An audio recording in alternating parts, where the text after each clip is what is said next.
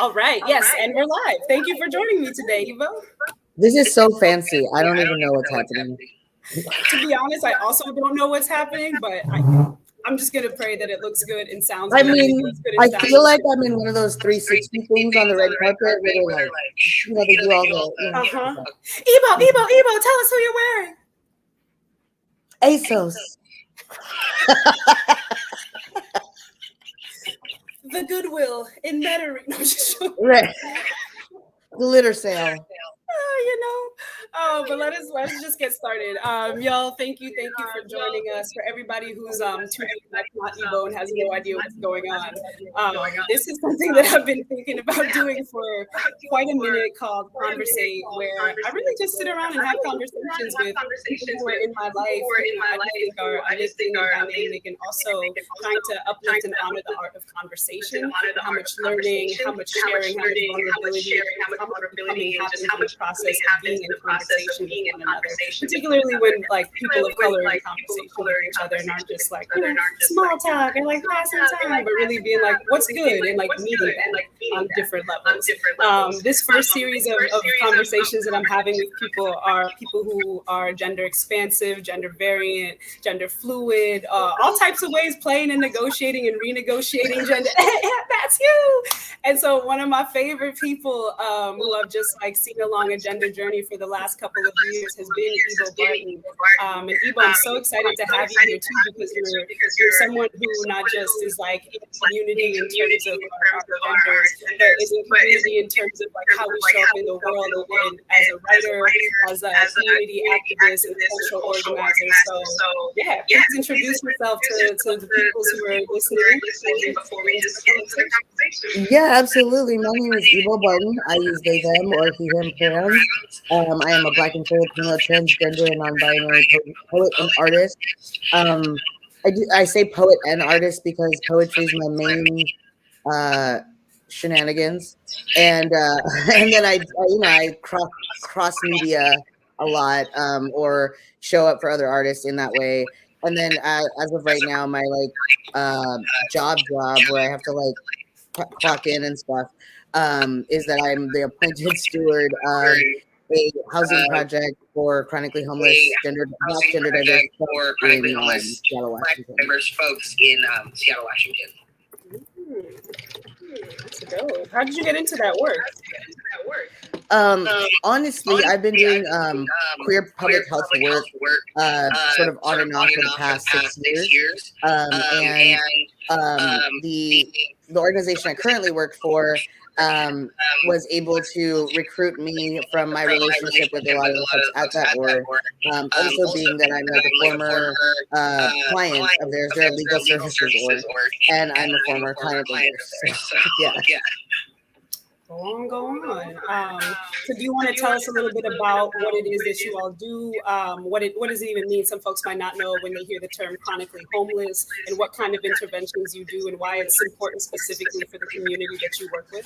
Yeah, so totally. So I think we know nationally and sort of in our local communities that Black trans folks, specifically Black trans women and femmes, are the most chronically homeless, meaning housing insecure in any sort of way. What we also know is that we're not being identified appropriately or correctly on surveys, data, or anything, so that our numbers are likely higher than what's being shown, or we're being erased out of data, being that they just don't ask the question. They don't ask the question appropriately. There's a survey here in Seattle that's done for specifically homeless people, that's done by sight. And you and I both know that gender diverse people can't be identified by sight. That's just impossible, right? So we're learning all the ways in which we don't really exist in government systems and sort of forcing them to look at us, right? And then also provide what we need to survive, and not only survive, but also thrive, right? And I think that's the missing piece, is that we're always talking about we need this for survival, but what happens after survival, right? And making sure that we have the tools set up for ourselves. So with this housing project, it's for chronically homeless, meaning that you haven't had stable housing in over a year, or at risk of chronic homelessness, which is literally all of us, right? And so, and then we have wraparound services that are also gender inclusive and culturally appropriate for specifically for our community members. So they're not afraid of these systems anymore, and they're getting the help that they need. And you said something as you were talking about the work that you do that I think is an interesting thread to just pick and possibly follow, about gender diverse people not being able to be identified on site. And that is something that I think you and I know we don't even think about having to explain it. But could you explain that a little bit more for people who might not have that much experience with being in community with gender diverse people, why something like looking at someone and projecting what your assumptions of gender onto them is not the business?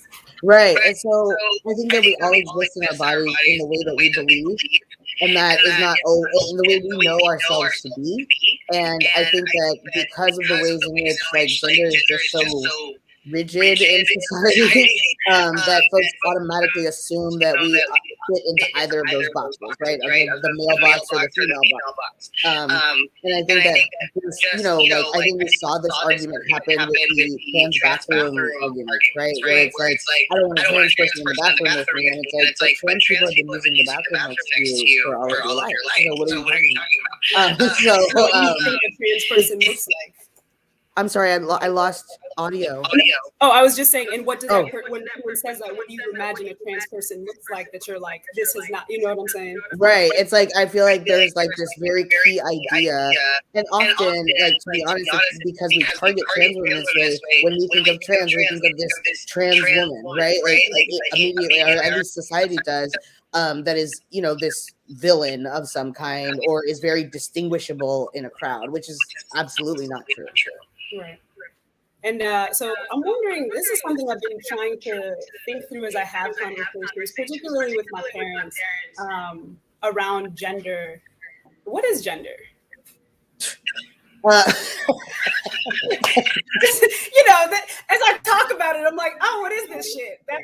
Just on the like, how do you say what it is? Like, I think that's a question that I'm constantly asking myself, because we're constantly being sort of forced to title the gender, right? Like, I follow a Twitter account called Gender of the Day, and like every day it's like something new, and I think that's hilarious, right? Like, and I often repost it, just because it's hilarious to me, because I don't actually know what gender is, but I know what my gender is.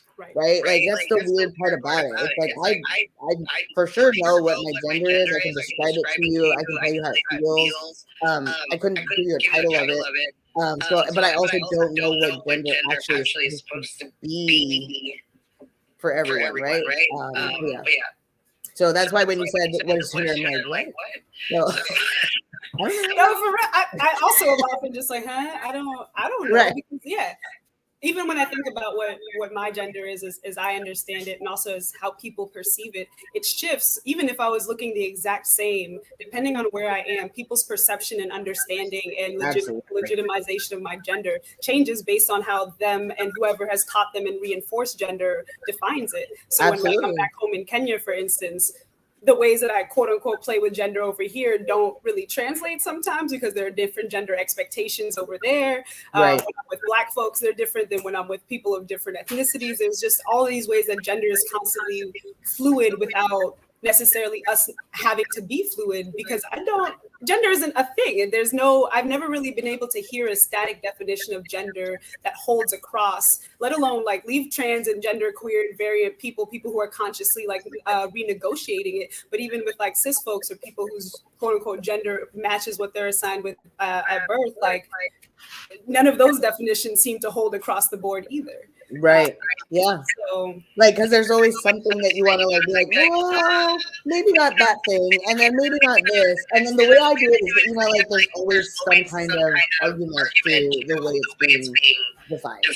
Exactly. And this, speaking of having conversations with parents, I was at home this past weekend for Thanksgiving, and I happened to I couldn't even tell you how this conversation started, to be honest. So like, please don't ask follow-up questions.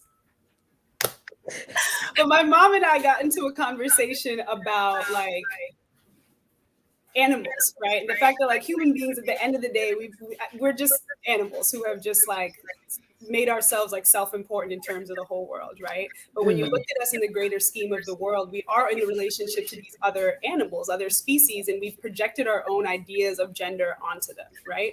And that is one of the places where you see how brittle the concept of gender is when we try to like expand it onto like other living things and how they naturally move through the world. And I'm like, again, if it's so brittle when you expand it to all these other living things, can't you accept that it's probably just as brittle when you try to apply it to the diversity of beings that are what we call human beings, you know? Right. About like, I just got this peacock tattoo recently. And one of the reasons I love peacocks is because like peahens, which are the quote unquote like female peacocks, are not that cute. Like they're just these like, you know, brown, dusty, regular looking birds. Are they dusty? Are they also dusty? You know, I don't know if they're dusty. I just that was the projection. Yeah, that's a projection. Speaking of projecting onto people's gender, I did not mean that. Peahens. Peacock hens are not dusty, okay? All that to say, they're not showing out like peacocks, which are the quote unquote like male of this species, which goes against what I had been taught growing up against, like what men look like in terms of like their association with beauty, right? Right. And specifically, I was talking to my mom this weekend about giraffes because I happened to find out. Wait, I think I've heard this, but you say it. I think I've heard this. Go ahead. 90 to 95% of the time that male giraffes, quote unquote male giraffes are having sex, they're just fucking each other. Yeah, I've heard that too. And it's like a fun thing, it's like a recreational thing. And then when they're like, oh, I guess we got to continue the species, they're like, we got to procreate. Okay, I guess. Yeah.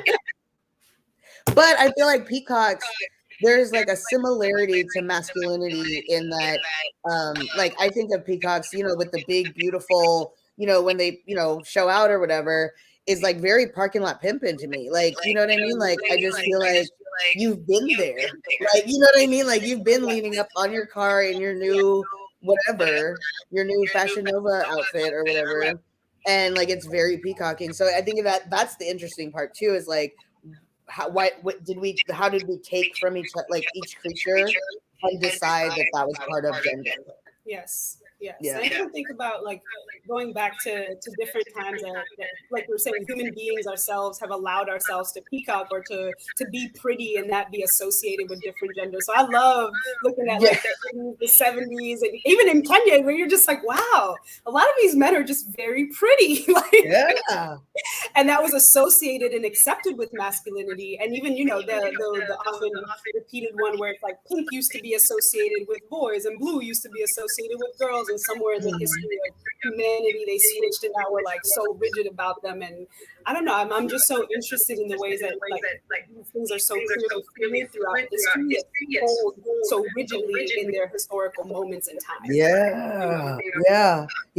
And I feel like we're so invested in knowing where somebody's going to be. We're just so like gender reveal parties, for instance. Why are you so invested to know? Like, you have a whole party to find out what the genitals of your child is going to be. Like, that's kind of weird, right? Like, and so we're so invested. And then somebody also said that it's because it makes economic sense for us to have roles in society. So what if we removed capitalism and removed labor out of the question? Would gender actually even exist? And so like I think that and like, but also like that gross idea that our bodies have always been this labor tool, and that's the way we're put into, and that's why we're forced into these roles and, you know, expressions of gender because of what we're able to provide. That's so weird. As opposed to our bodies being like sites of freedom, you know, like sites of becoming and sites of being, which is why like we are human beings, you know what I'm saying? Right. And I think that, like, especially like in Black communities, like I feel like we're split of, there's Black folks who don't understand gender diversity and there's Black folks who totally understand gender diversity. And I feel like that it's this like readjusting the view of how my body is mine and it doesn't belong to everyone else. and I get to name it and I get to title it, and it, you know what I mean? And like and I also feel like there's a fear that if we do this gender expansive thing as the way it's like talked about, that we won't be valuable anymore. Yeah. And so I think about that pretty often. Anyway, sorry, go ahead. Yeah, no, I was gonna say I think about that a lot too, as in general for Black people, right? And the idea that like Black people have not always even been like historically considered people, and gender is a facet of like peoplehood. So when you're talking about access to gender, that's not really something, you know. And we talk about how when people are talking about the word woman, most of the time they weren't talking about Black women, they were only talking about white women. And if you didn't fit into that, you weren't really, you know, protected under whatever gender protections were coming about. And I even think about like these days, where like when I was growing up, and it took me a really long time to understand how Blackness operated in this country, even within Black communities. But as a dark-skinned person, thinking about how much masculinization happened to me just because I was dark, like regardless of what my presentation looked like, whether I was trying to be femme or not trying to be femme, there was a lot of like either masculinization or just removal of femininity, because darkness is still not necessarily in the white scheme of this country, which, to be clear, is like the overall scheme of this country, and that seeps into smaller sub communities as well. So it was something that I did not really have access to and didn't really understand for a long time in this country. So yeah, but I think a lot about how Black people do and do not even have access to the same conversation about gender that we're often trying to force to navigate in the ways that like even like in Kenya, like the just basic different expectations and definitions of womanhood and femininity. So like even when I'm like dressing more masculine and presenting more masculine, I'm often like viewed as more feminine than a lot of my aunties who just have stockier bodies. You know what I'm saying? Yeah. And they're just like, oh, you can't do much here, but it's not a removal of femininity for them. They're very much accessing what their femininity looks like, which for most of them is village femininity. And for me, they're just like, this, whatever this is. I'm curious to know, do you feel like your masculinity was born out of survival? And if that wasn't pushed onto you, would you have a different version of masculinity right now? My masculinity was just there. Like I don't even think I named it as masculinity. It was named as masculinity to me. So when I was growing up, I was just really not like, you know, I was a tomboy. So all of these things just started to be named to me and stuck to me. I played sports. I had a brother who was very close in age to me that I was really close to. So we played a lot together with his friends. So for all intents and purposes, I kind of grew up as a little boy, and it matched my personality and being. I was very like rough and tough and tumble and all those stereotypically tomboy things, right? And people, for the most part, allowed me the freedom to be that. You know, they weren't like I would be forced to wear a dress every once in a while if I had to go to formal things or whatever. But people understood that that's just how I moved through the world, and they didn't view it as a negative thing. And it wasn't until I hit puberty that my like association with masculinity started to be contested, because now there were different expectations of me because my body looked different, or you know what I mean? And it was starting to be received differently, and it was also starting to be told to me differently. So there was partially a panic that was like, you need to understand what it is that's actually starting to go on, because you actually haven't quite been reared like as a girl child to understand.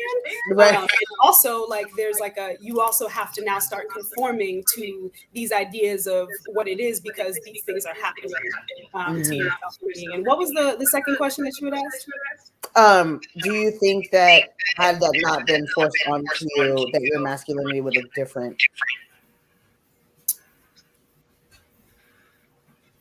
You know, I don't know, because because I had so much freedom to explore and define my masculinity when I was small, I feel like what I really struggled with is femininity.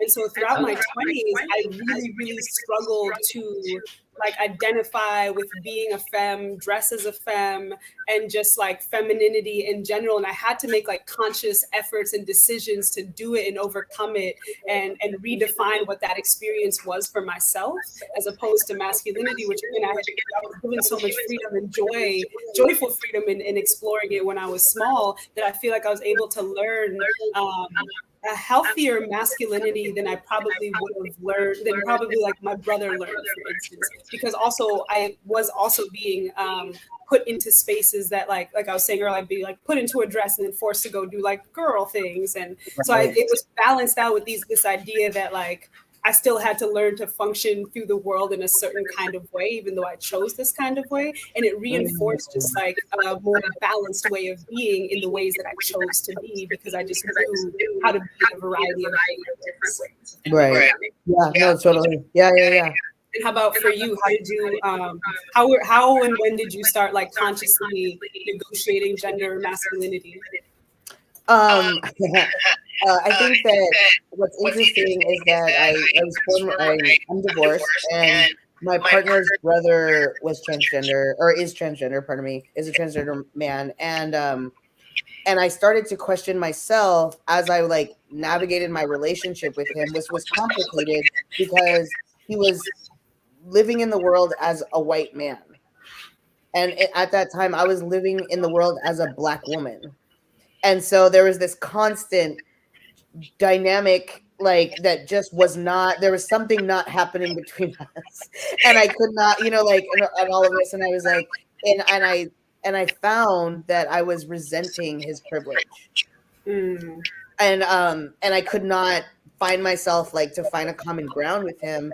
And I was like, well, what is that? And I'm like, yes, it's that he's a white man, of course. Like, I'm always going to be mad about that, right? And so, but then there's something else happening for me. And I went, and I did my own self-reflection of like, what is that? And I think that it was more about his freedom, right? Where I resented his freedom. And it wasn't the freedom of his whiteness, but the freedom of his gender, where he could just be in his, be himself without, and I constantly started to think about that, and, found out more about what this gender diversity thing was, right? Like, what is transgender? What does it mean to be transgender? And all of that. And during all of that, I found non-binary. And I was like, that is something that I can, like, that I understand. That, like, is the thing, right? Like, I get it. And so, and at the time, we were talking about, it was very much gender non-conforming, right? But GNC has never necessarily felt right to me, because it always still centered this, like, idea that we're not doing what they're doing. Right? So, like, I was, okay, so, and then gender queer was something I found, right? And I was like, oh, gender queer. Because like my gender's kind of fucked in this weird way. And I was like trying to negotiate it, like negotiate with myself, like, does gender queer fit? Does gender non-conforming, is it non-binary? All of these things, right? Like, I was just like, huh. And I was playing with that for a while, and I landed on gender queer. But I think as I grow up, like, I think I'm in this place of non-binary because both femininity and masculinity in me exist on this spectrum, like, moment to moment. And so, like, it just fits me so well. So while I do express my gender as this, like, very, the old man at the barbecue, that's kind of like what my gender looks like to me. That's, telling everybody what they know about anything. And like, that's the way I express my gender. I feel like there is a part of me that it has like a spectrum of femininity within it, and this like masculine, and then this other, like, I don't know what the fuck to call it, but it's not either of those things, right? So I think I didn't even really start to think that I could even think about my gender. I thought it was just given to me, and that was just sort of, there was no no deal. There was like no negotiation that this is yours and you have to keep it, right? You told me to leave it. Right? And I was like, oh, okay, well, okay, this is mine now, right? Yeah. But I think it wasn't until like my late 20s that I even knew that this other identity could exist for me. Wow, that's so interesting. So when I was a teenager, one of my like mentors in these like youth art programs that I was in transitioned, and like it was just like a thing. I just sometimes think about it. I'm like, I just grew up in hella queer ways that weren't explicitly named for me. So it wasn't really told to us like this is a trans person. Blah, blah, blah. We were just like, call this person this name. Cool, boop, move on. Now we're like going back to our work. So it took some like excavating for me to remember that I had had some of these like examples in my lifetime, Absolutely. partially why it felt so available to me, even if they hadn't been named. But once they were named, it was like worlds had opened, right? It's so interesting that you say that because I talk about this a lot where I knew very early on that it would never be okay for me to be a transgender person in America specifically.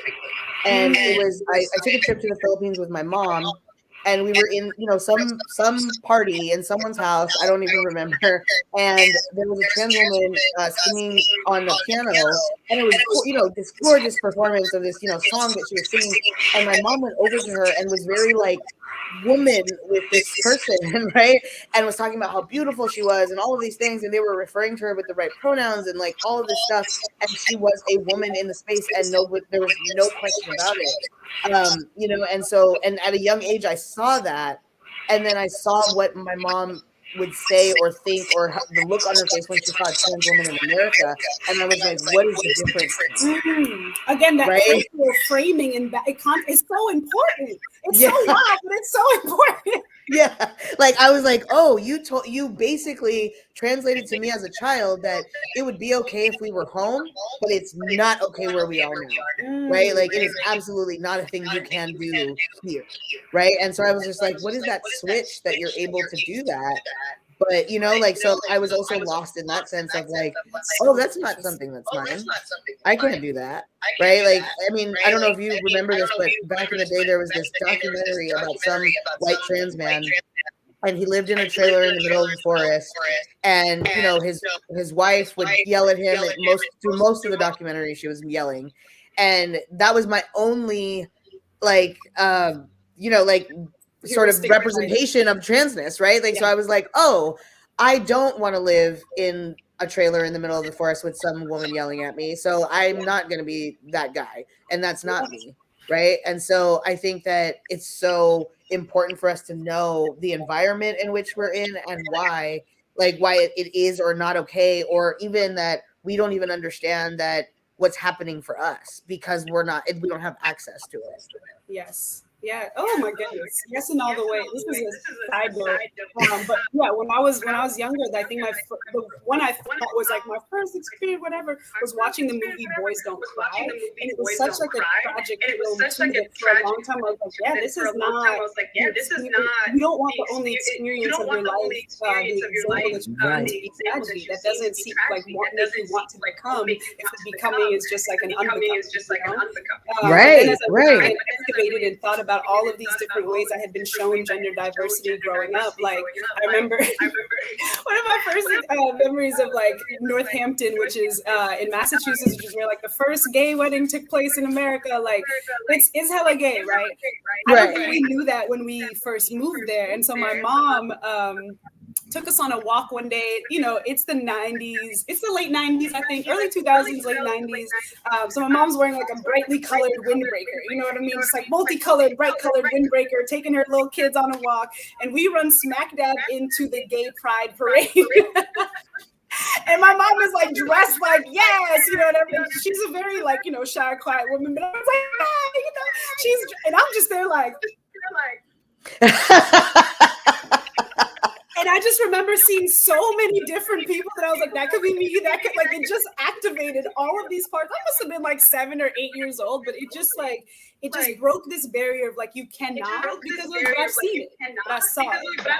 I might not know where to find it, but I saw it, which means it exists somewhere, And it wasn't until actually my 20s as well, where I was also introduced to the concept of like non-binary or gender variance. So up until that point, I had known that you could either be like a man or a woman, whether that was cis or whether that was trans, and that there were people who like played with gender within that, right? So I think the first example of gender nonconformity I saw in people was from like butch lesbians, or like especially like flamboyant gay men, like people who were not conforming to gender, but whose identities were not, you know what I mean? Their identity wasn't gender nonconforming, but they were actively not conforming to gender. Come to find out, there's an active identity where you could be like, I exist in this place. And so I was like, oh, is that what it is? Because I realized at a certain point, I was like, I don't know if I know I'm going to be, and I have been on a gender journey. I don't know if the end is a man in particular, because I don't know if it has an end, right? Whether like manhood and boyhood is included in that, I don't know if that will actually be my end. And that caused me a lot of like worry for a while, until I discovered this in between, like constantly becoming. And similar to you, I played around with language for a while. So I think I was first introduced to gender neutral. Yeah. But I was like, ain't nothing neutral about this shit. It just what white person coined this phrase? Yeah, neutral. And then right there and don't move. Neutral. And it felt like an oxymoron from jump, you know what I mean? And then I ran into gender nonconforming, which felt right sometimes, but it also didn't feel right sometimes when I did sometimes conform to gender.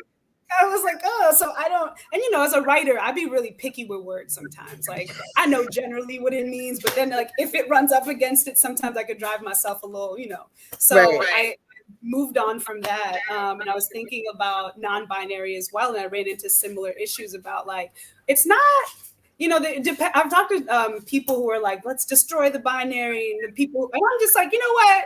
The binary exists. It's not the only thing that exists. That's just all I want us to understand, is that it's not, it exists, but it's also not actually a binary. Right. You know? So you should probably rename it, because the naming of it tells you something. But like those genders do exist in whatever this like chaos of gender is, right? Right. And the idea isn't that they don't. It's like there's so much more that exists, that there's the same amount of like legitimacy and space to grow, to expand, to develop, to become. Right. So the one that I sat with for a while that felt good was gender expansive. Ooh, yeah. Right? At the first time I heard it, I was like, I'm expansive. And I believe I heard it from Spirit McIntyre first. This really dope artist that everyone should check out. Another gender variant person I hope to have on this show.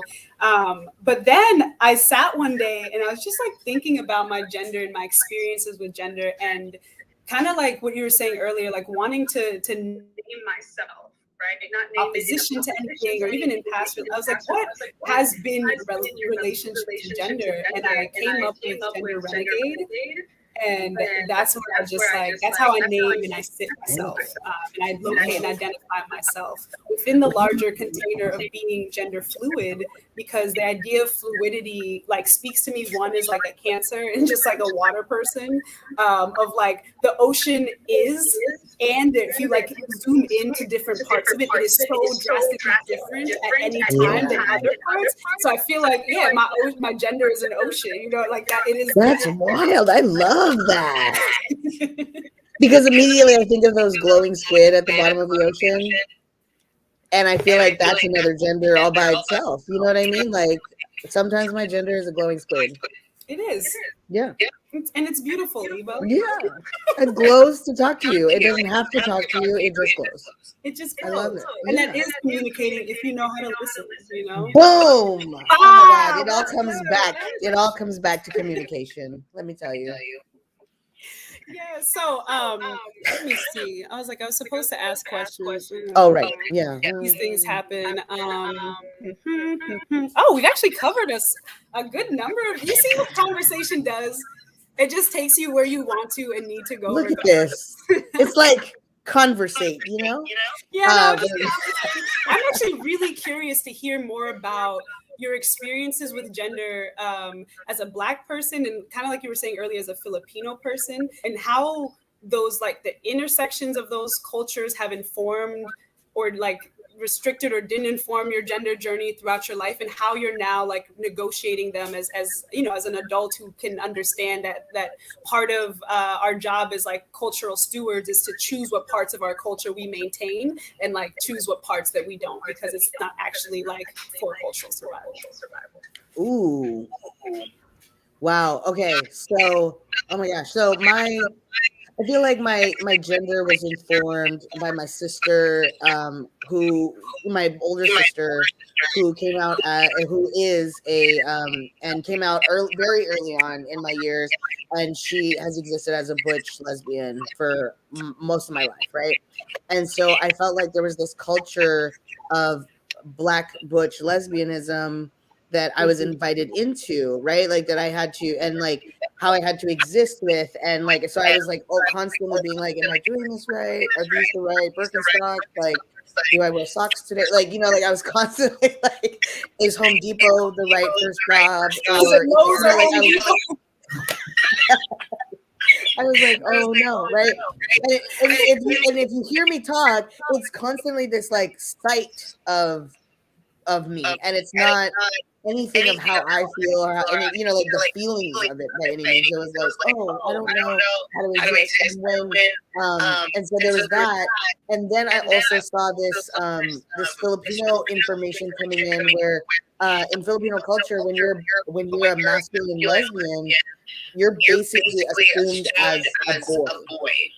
Like you're just a man now, and you exist as a man, and you know, like it's just sort of this idea that you're a guy now. And so that was also another thing where I was just constantly confused by that. So when we saw butch Filipino women, and my mom responded to them as you know, like the way she would respond to a man. So that was also like, oh, so if I do this and look this way, then I'm a man. Right? Like, okay, great.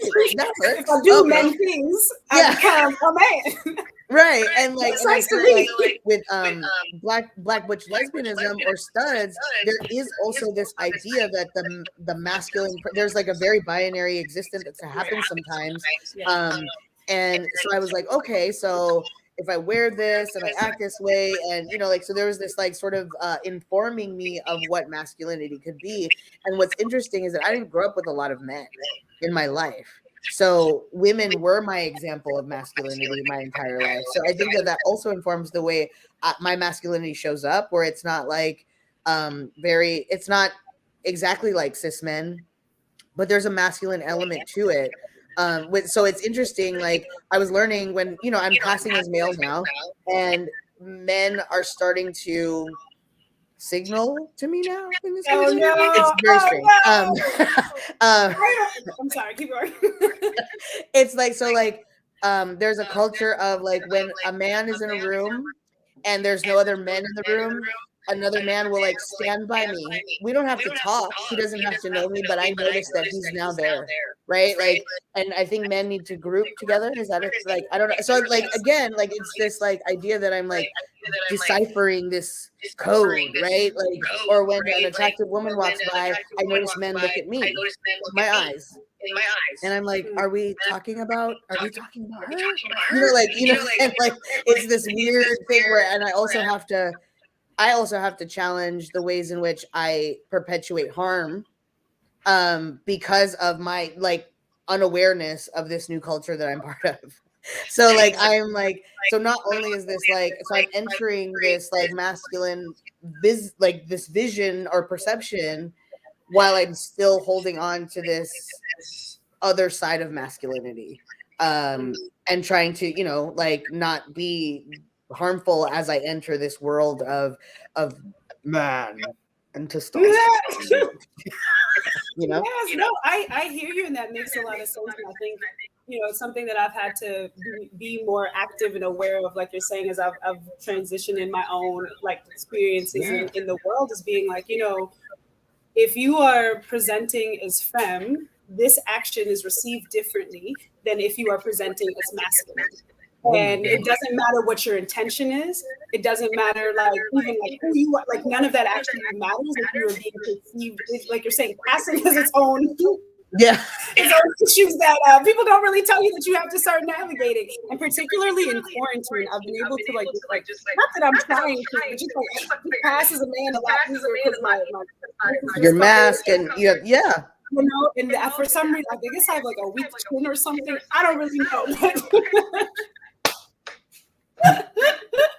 All of a sudden, it's just like, yeah, I keep getting glances, and I'm just like, what? And I'm like, and then I'm like, oh shit, I think this is a man thing that I just like, I'm not really clear about what it is that I'm supposed to be knowing about this moment. I have not been trained in cis manness. Right. Like communicate to me. So like, please. I didn't get the memo. Yeah. I didn't get the memo of what this means. I'm still learning a lot of cultural things like handshakes that men give each other, because now I'm not being hugged by men anymore, right? And so like, and not that like I'm missing that by any means, but like, you know, like there's this other way I have to greet masculine people now that I'm still trying to learn. So it's really interesting. I'm like trying to like, it almost makes me feel like I am stealth when I'm not. I don't ever, you know, like everything on all of my stuff says that I'm, you know, transgender person. Yes. So like it almost makes me feel like I'm this spy in this other, like, you know, by the door. Where I'm like, oh, they're handshaking. Okay, we're handshaking. You know, like. Right. Exactly. Like, please tell me how to do this in this room. Oh, that's so funny. That's so funny. Yeah. But very much real. Very much real. Oh goodness. I think a lot about just how what are the things that indicate gender to people as well. Again, especially as you like travel and you go to different places. So I tend to when I'm outside of the US in like non-English speaking countries, so like my voice is not my primary way of communicating to people. I also tend to pass a lot more to them. And then again, the places I get directed to when I'm like, I'm not even trying to use the men's bathroom half the time because that shit stank. Like I just terrible. So she's like, it's awful. Like I'm just trying to be in there for any long amount of time, and I get directed, and I'm just like, shit. Right. Okay, can we just? I need to pause for a second. I just need to say out loud that I hate that I have to use the men's restroom like ever. Like y'all are nasty, okay? Like nasty. Why is there also like shit on the floor? Like also shit on the floor. There are like toilets. I don't. Okay, I'm done. Like I'm just. I almost like it's. Yes, it's a safety issue sometimes, but for the most part, I don't want to go in there because of how fucking nasty it is. Like it's just so. Okay. For the most part, I actually find myself using like going the extra distance to just find the like family restroom, right. Honestly. And I'm just like, you know what? It's just me and all my personalities in here, me and my inner child, like whatever it is. This is the only place that I feel like I can really just walk in and not just have to be like. Because the thing that happens to me sometimes too is if I am more masculine presenting and I enter into the women's room, it's not like I'm getting like welcome into this place either. Right. You know what I mean? I also get like some looks and double takes and like children being pulled closer, and I find myself having to like employ things that'll identify me. So I'll be like, hello, like that's not even my fucking voice. But hi. You know what I mean? Like flashing a titty, like I don't like. Right, what something. Is it that I have to do to you all for this? And oh my goodness! Speaking of titties, so the other day I was flying on an airplane. Transitions, right? I should work on those, but this is how we're doing it. Yeah, that's good. I love it. The transition is great. Speaking of titties, go ahead. The last 3 years have been, I think. I've been having to be so present to my gender and my presentation because I've been traveling so much. I've been on tour a lot. Yeah. And so again, like how I'm received when I like the place where I took off might be different than the place that I land, and I might not be prepared for it. Sometimes I don't think about these things. So this one time very recently I was going to the airport and I had on like a baggy kind of like sleeveless button up. And when I was wearing it throughout the day, I was wearing it kind of like this, where I usually wear my shirts like buttoned all the way down. Like there's like one button. It's like, why are we the only one doing this? But why do we have buttons really? What are they for? They're just decorations, right? Right. So I was like, you know what? That might cause a stir at the airport. Like, don't offend the sissies. Like, just button yourself up, right? So I buttoned myself up, just ready to be like correct in the airport, and I went, and I was one of the first people on the airplane, and I had to go to the bathroom. So I just like leaned over to like put my bag down, and then I went to the bathroom, and the steward is there. She's blocking the door like with her body, and I was like, what's up? Yeah. yeah, like, excuse me. You're Usually one would just like move because it's right. clear why I'm here. I clearly have to be there. Yeah. And she's like, do you have another shirt? And I was like, I hadn't even connected like what she was asking, so I just answered. I was just like, no. And she's like, because I need you to change your shirt. And I was like, I looked down and I'm like, but it's buttoned. Why? What have I offended now? And apparently when I had like leaned over, my sleeve was so big that like she had seen a rogue titty. You know what I mean? She's the only person in this section of the flight. So there's only one person who's seen this rogue titty, and it's her, right? And I'm like, she's like, you need to change your shirt. And I was like, I don't have another shirt. And she's like looking like she's calculating in her mind, like, how am I going to fight this? And she goes, well, you know, there are other people. And then she looks around, and I look around, and I'm like, ain't no fucking other people. There's no like 7-year-old child that you're about to use in your argument about indecency or like whatever the fuck it is that people like pull out the fucking wazoo every time they need to make their argument. I was like, none of that is happening. Right. It's literally and me right here, right now. I'm trying to go to the bathroom. I've already answered your question about whether I have another shot. That point is moot. And so literally it was this moment where I was like, what are you going to do in this moment to just uphold your transphobia? Just but like also like so what do we do now? I don't have another shirt. I just told you. And so I'm gonna sit on my flight and not wear a new shirt. And so literally, I said that to her. She tried to say that back to me. And I just cocked my head because we both looked around. There was no one else there. And I was like, ma'am, I don't have another shirt. Can you just let me go to the bathroom? And she was doing that calculation. Like, is it worth it? Calculated it wasn't worth it. And then just moved. And I was sitting there like, why did that interaction even need to happen? What? Because of one tiny little thing that you may or may not have saw. Like, it could have even been a shadow. Also, like, bless you. You know what I'm saying? Like, not everyone gets to see these things. Like, count your fucking blessings. Like, bless you. Yeah, no, that's it. I'm sorry. That was the end of that story. That's it. But also, like, bless you. That's the end of that story.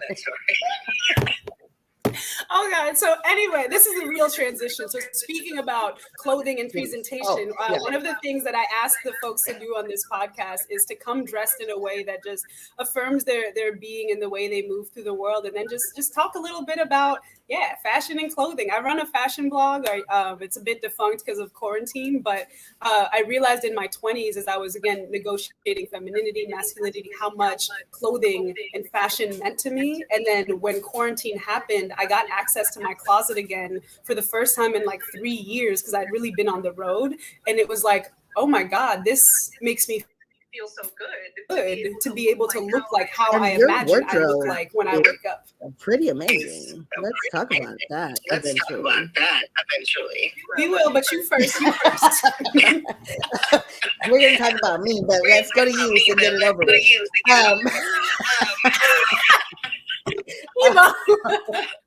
No, but so I wore my long sleeve polo. And it's knitted. And the reason why I wore this is that it makes me feel in my like uncle at the barbecue gender, like very much. Like it's that long sleeve where I can dress it up, dress it down, like wear it with jeans, or like I am right now in my sweatpants. In my gray sweatpants, which also makes me that uncle too, right? Like very specific. In the gray sweatpants, and you're not sure if he's wearing underwear or not. No one but you're not gonna ask. Yeah, like you're not gonna ask, but you're just like, you're swinging a lot. No. Anyway, so And then I also wore my good boy necklace. It says good boy because that's also a part of my gender. I can see. I'm very much like that's my like. I just want to please and be the good boy. You know, like that's my jam. And I wear a lot of sneakers. I didn't bring any of them, but I wear a lot of sneakers. I mean, I didn't. They're here, but I don't. You know, okay. I understand. I only own Nikes. I have one pair of Adidas and a pair of Tims. But you know, like I'm just kind of that kid. I grew up in Southern California, so it's that idea sort of in my older age somehow. It's this like idea that the boy I've always wanted to be wrapped into the uncle that's tired of your shit. That's kind of like what it is. That's like the idea of who I am. I love that. I myself, I was wearing an outfit earlier today that I thought I was going to keep on, but it's sunny today in New Orleans and I wanted to match that energy and flavor. So I changed and I have no idea what this thing is called, but it's like I love shirt it. that doesn't. It's like a cape shirt. And I feel like I've seen you in a 90s music video in that shirt. I feel like you were doing the, you know, yeah. I love it. Oh my God. I got a chain, which is like not really a chain, but it's bling bling anyway. Like that's and you can and it's a little non-binary, you know, the chain, you know what I'm saying? Yeah. It's like if Vegeta was in an MC Hammer video, but also just super gay, you know? So that's what my gender is. Like, I mean, about 10% of the time. It's also very Arrested Development, not the show, but the group. Okay, I just want to make sure that everybody knew that. Okay, but yeah, I love it. I love this, and then the matching shades, circular shades, very Dwayne Wade. Yeah, these are actually prescription glasses. Wait, what? These are prescription. I just got to be that bitch who was just like, you know what? Wow. Stop wearing double sunglasses and just get yourself prescription glasses. And these are just not my everyday glasses. So your permanent glasses are tinted. Yes. Wow. You know how they're like look through the world with like rosy colored lenses. I'm like, no, sunshine colored lenses. Sunshine colored lenses. Everything's fine. These are goals of mine. Oh my gosh. I just have these damn blue light glasses because I can't sleep. Again, with I'm informed by the, you know, uncle. So before, I'm also, one of the reasons it was like really hard for me to negotiate femininity growing up was because I'm just like super clumsy too. And it's like that was not something I did well, was like maintaining anything. But I used to have uncle glasses too. Oh my God. But I kind of sat on them so they don't have like the things right now. But this is my other. Oh my gosh! I feel like you were like somebody I kicked it with when I was very young. And then ready? And then when I'm feeling like somebody's auntie. Oh my God! I feel judged. You feel judged and fed. Fed and judged and cared for somehow in all in one, but very judged, very judged. But no, let me tell you, those little like $10 websites for glasses have changed my life. So, but the first glasses, like I feel like we grew up together. We were running the streets, getting spanked, all kinds of stuff together. Like I really knew that person. I mean, we also have the same glasses, so like we clearly go together. Like, yeah. But we have about 10 minutes left, so I was wondering if we should 8 minutes. So if you could share with us what you brought today. Another thing that I ask folks to do when they're coming to be in conversation is just bring some sort of offering, whether it's a poem, a picture, a story, just something that would help them, that has helped them understand or reshape their gender and their way of moving through the world. So what did you bring for us today? I brought a poem. I was hoping that you would go in poet. I brought a poem because that's who I am. You know what I mean? I stay in my lane.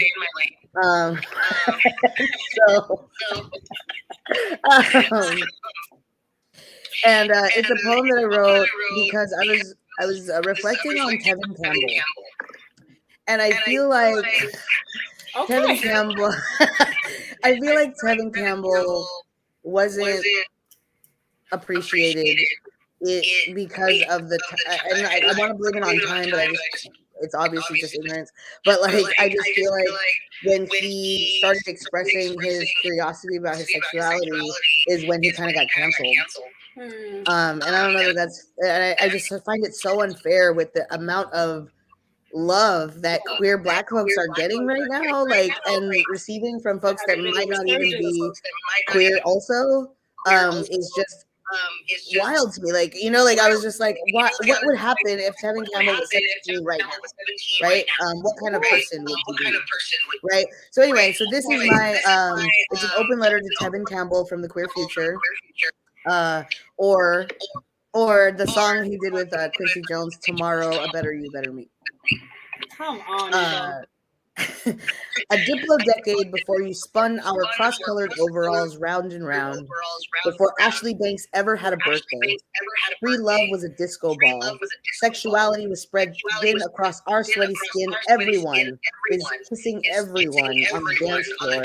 And in 2021, Can We Talk for a Minute shows up on an oldies playlist.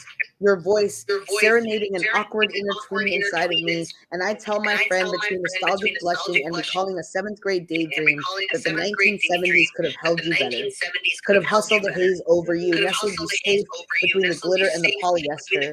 But how dare I cherish secret like safety?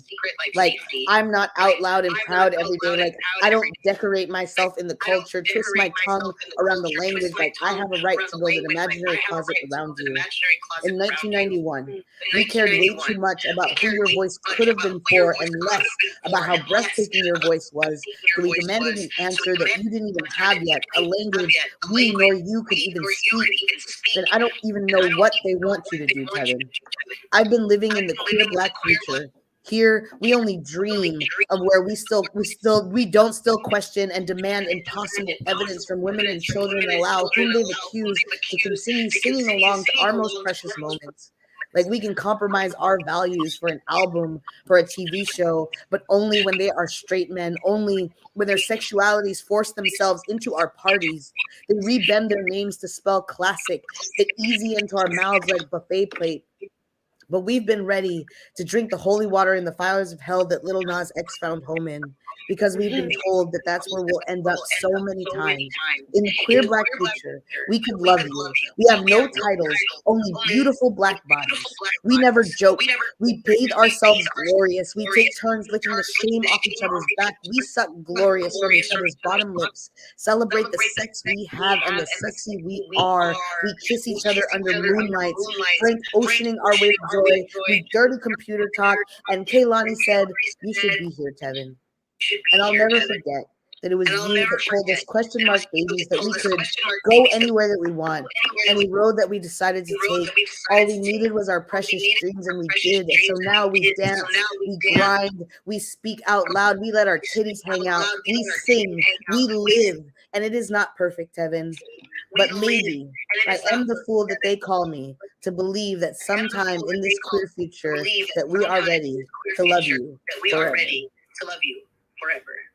Oh, yes! Evo! Dispatches from the queer Black future. Thank you. I really appreciate you for that poem, for your presence today. Just to be in I thank you for allowing me to be in conversation with you again. I miss you. I miss you. We should hang out. You're back in New Orleans? I am in New Orleans, yes. And it's sunny in New Orleans. Oh, it's so sunny. I'm about to walk out like this, no jacket, no nothing. And there's Black people in New Orleans. There is. Okay, so I'm gonna go there. You're not gonna come here. Don't come over here. Absolutely not. And I'll go there because it's rainy and white people out here. So yeah, it's so anti-Black. it's so anti-Black. Are you okay? Blink twice if you need help. It's Oh God, rainy and white people I'm here. coming. Well, we have to shut this down. I gotta go get Ebo. They're stuck in Whitelandia. Thank you again. It's gonna kick us off in a Absolutely. minute, so let me just close it before it does, y'all. We're gonna have more conversations. There's not really a set schedule because I believe in chaos, and chaos like lets you know when things are going to happen. And so we'll see you next time when the next person signs up to have this conversation. And thank you, Ebo. Thank you. Bye. Bye. Done. Done.